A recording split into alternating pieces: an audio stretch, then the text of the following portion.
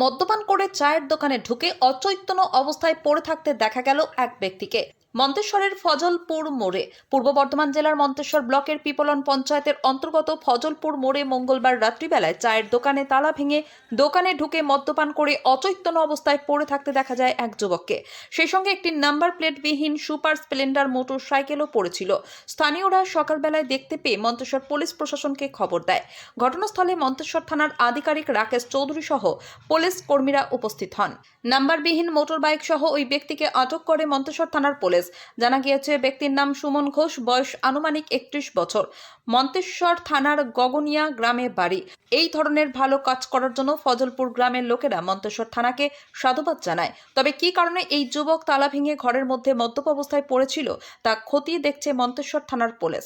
মন্তেশ্বর থেকে কল্যাণ মণ্ডলের report, MBS news.